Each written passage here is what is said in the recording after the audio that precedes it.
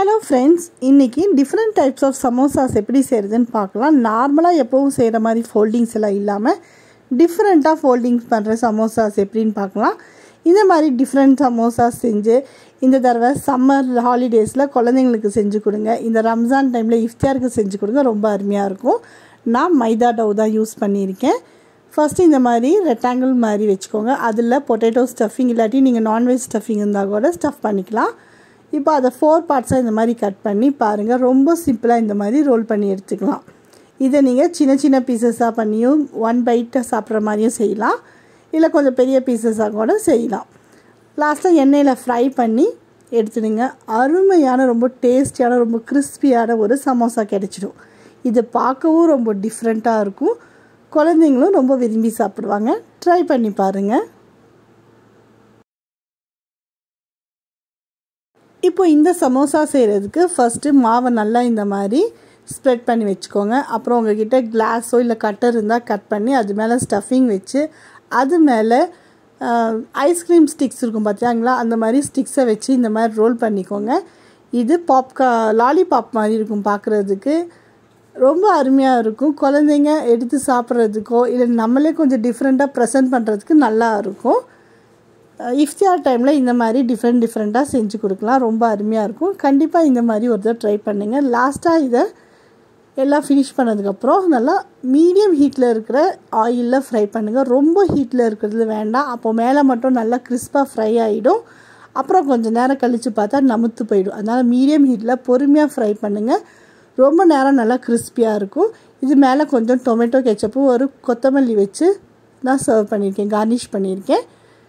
அதே மாதிரி இன்னொரு டைப் ஆஃப் சமோசா எப்படின்னு பார்க்கலாம். இதுக்கு இந்த மாதிரி நல்லா ரோல் பண்ணிக்கோங்க. உள்ள பொட்டேட்டோ ஸ்டஃபிங் வச்சு இந்த மாதிரி ரோல் பண்ணிவிட்டு கத்தியை வச்சு இந்த மாதிரி உங்கள் சைடை ஃபேஸ் பண்ணுற மாதிரி நீங்கள் கட்ஸ் போடணும்.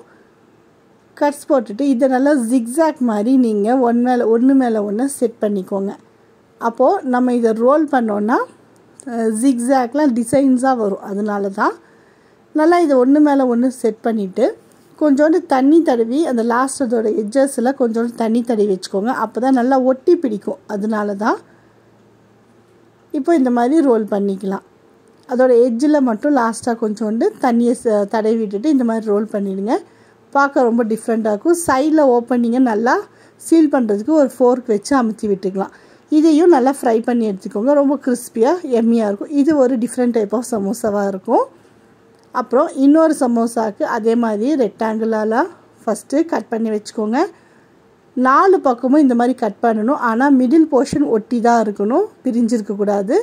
இந்த மாதிரி ஸ்டஃபிங்கை வச்சு தண்ணியை வச்சு இந்த மாதிரி நல்லா ப்ரெஸ் பண்ணி விட்டுருங்க. மாவு நல்லா ஒட்டி பிடிச்சிக்கும், எண்ணெய் உள்ளே போகாது. அதனால தான் இப்போது இதுவும் அப்படி தான் உங்கள் சைட் ஃபேஸ் பண்ணி தான் நீங்கள் கட்ஸ் போடணும். உல்ட்டாவாக போட்டிங்கன்னா அப்போ உங்களுக்கு இந்த டிசைன் வராது. அதனால தான் இப்போது ஒன்று மேலே ஒன்று இந்த மாதிரி லேயராக அடுக்கிட்டு போங்க. கரெக்டாக அடுக்கிட்டு வந்தால் ரொம்ப பர்ஃபெக்டான டிசைனாக வரும். இது பார்க்க கொஞ்சம் பேஸ்கெட் டிசைன் மாதிரி வரும். இதை மாதிரி ஒரு தடவை நீங்கள் ட்ரை பண்ணி பாருங்கள். இதெல்லாம் ரொம்ப சிம்பிளான ஈஸியான சமோசாஸ் தான், ஆனால் பார்க்க டிஃப்ரெண்ட்டாக இருக்கும். யூஸ்வலாக செய்கிற மாதிரி இல்லாமல் டிஃப்ரெண்ட்டாக இருக்கும், அவ்வளோதான். பாருங்கள், இதையும் ஃப்ரை பண்ணி காமிக்கிறேன். ரொம்ப அருமையாக இருக்குது பாருங்கள். இதையும் ஒரு தடவை ட்ரை பண்ணி பாருங்கள். இப்போது இன்னொரு சமோசா செய்கிறேன். இது ரொம்ப சிம்பிள். இந்த மாதிரி உள்ள ஸ்டஃபிங் வச்சு நல்லா ரோல் பண்ணிவிடுங்க. அதோட எட்ஜில் கொஞ்சோண்டு மைதாவும் தண்ணியும் சேர்த்து நான் ஸ்ப்ரெட் பண்ணியிருக்கேன், நல்லா ஒட்டி பிடிக்கிறதுக்கு. இல்லாட்டி தண்ணியை கூட நீங்கள் ஸ்ப்ரெட் பண்ணி ரோல் பண்ணிக்கலாம். இப்போது கத்தியை வச்சு இந்த மாதிரி கட்ஸ் போடுங்க.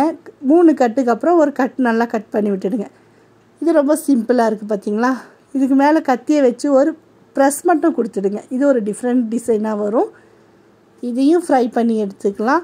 இந்த சமோசாவும் சாப்பிட ரொம்ப அருமையாக, ரொம்ப கிறிஸ்பியாக இருக்கும். கண்டிப்பாக ட்ரை பண்ணி பாருங்கள். இப்போ இந்த சமோசாவும் லாஸ்ட் டைம் செஞ்சோம் பார்த்திங்களா, அதே மாதிரி தான் ரோல் பண்ணிக்கோங்க. மாவை ஒட்டி இந்த மாதிரி நல்லா ஸ்ப்ரெட் பண்ணி நல்லா ரோல் பண்ணி விட்டுடுங்க. மாவு நல்லா ஒட்டி பிடிச்சிக்கும், எண்ணெயில் போட்டால் பிரிஞ்சு வராது. அதனால தான். அதுக்கப்புறம் வேணால் இன்னொரு தான் நல்லா ரோல் பண்ணிவிட்டு சைடு எட்ஜஸ் எல்லாம் கட் பண்ணி விட்டுடுங்க. அன்ஈவனாக இருக்கும். அதனால தான். இப்போது 3 கட் போடுங்க. அதுக்கப்புறம் ஒரு பெரிய கட் நல்லாவே கட் பண்ணிவிடுங்க. 3 கட் போடுங்க. அதுக்கப்புறம் ஒரு பெரிய கட் நல்லாவே கட் பண்ணுங்கள். இதே மாதிரி கட் பண்ணி எடுத்துக்கோங்க. இப்போ இதுக்கு மேலே லாஸ்ட் டைம் நம்ம ஒரு இம்ப்ரெஷன் கொடுத்தோம், இப்போ இம்ப்ரெஷன் கொடுக்காம இப்படியே ஃப்ரை பண்ணுங்கள். இதுவும் ரொம்ப அருமையாக இருக்கும். இதுக்கு மேலே எந்த மைதா டிப்பு கோட்டிங்கெல்லாம் எதுவும் வேண்டாம். இதுவே பார்க்க ரொம்ப அருமையாக ரொம்ப கிறிஸ்பியாக எம்மியாக இருக்கும். கண்டிப்பாக இதெல்லாம் ட்ரை பண்ணி பாருங்கள். தேங்க்யூ.